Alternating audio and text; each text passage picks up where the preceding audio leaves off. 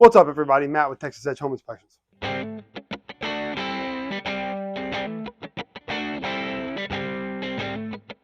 Today, I'm doing an inspection on a property from 2021. I'm going to take you around the house and show you some of the things that I'm finding, so come with me. Not everything we find is a red flag. This right here is a corner pop or a wedge crack in the foundation. I have a whole video on these, so if you want to know more about them, check out that video. But we want to let you know that we've seen this because we want to let you know that we dismiss it as a problem. All right, let's move on. This particular house, I'm not going to be able to inspect any gas-related appliances because we have a lock at the meter. Apparently, this house is vacant, and I guess the owner wasn't paying the gas bill, and so they locked the gas. And so the buyer let us know, hey, let's go ahead and check everything else here, and then we'll come back at a later date and check all the gas stuff. As we're walking down the side of the property, we see areas that could use a little bit of sealant around some of the wall penetrations, and that's pretty normal. I don't know about this window. I know there's a couple of windows. This one has use a little bit of improved sealant, but not really that big of a deal. But we do have a expansion joint over here that is left completely unsealed, so the builder never sealed this one up. Also, above this window, nice that we flashed it in two places, above and below the trim, but we did not paint the above trim, and so we'd really like to see that painted as well.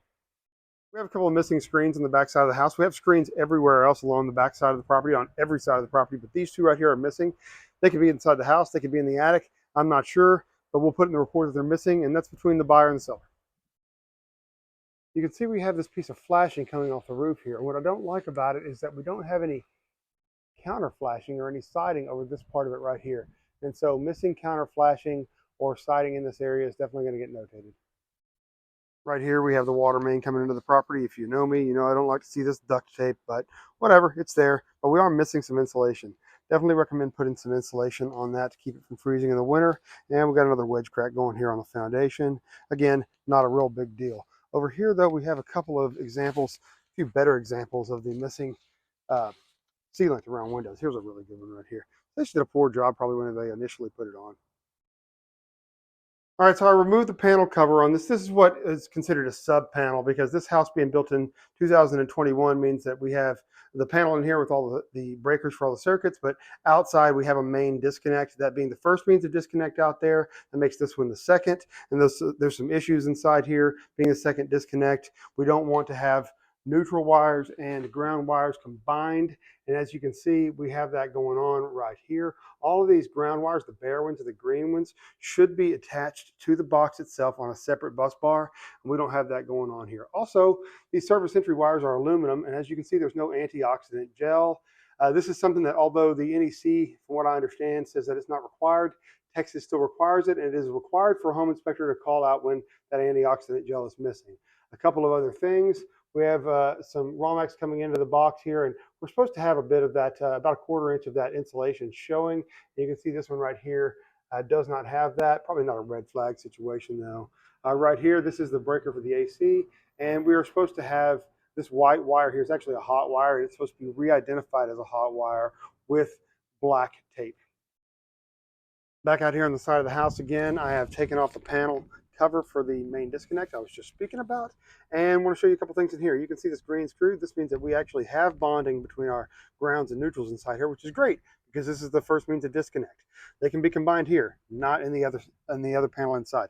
What we don't have, we have this knockout here where the service wires are coming in from the meter, and we're supposed to be bonded there as well, and I don't see a bond there. And again, we are missing antioxidant gel on our service entry wires that are aluminum. All right, let's get up on the roof and see what it has to offer. So I just got on the roof, and this will be the best find of the day, I'm sure. Or at least I hope so. Anyway, check it out. Here's an area where the sidewall meets up with the roof here. You can see it's a high traffic area for water. We missed a couple of pieces of siding. And so what do we have here? We have soaked thermoply sheathing here that is all curled up. And look at this, direct access right into the attic. Oh my God. Well, I didn't think it could get any better, but check this out. It's on the other side too. The exact same situation. My God, this is unbelievable.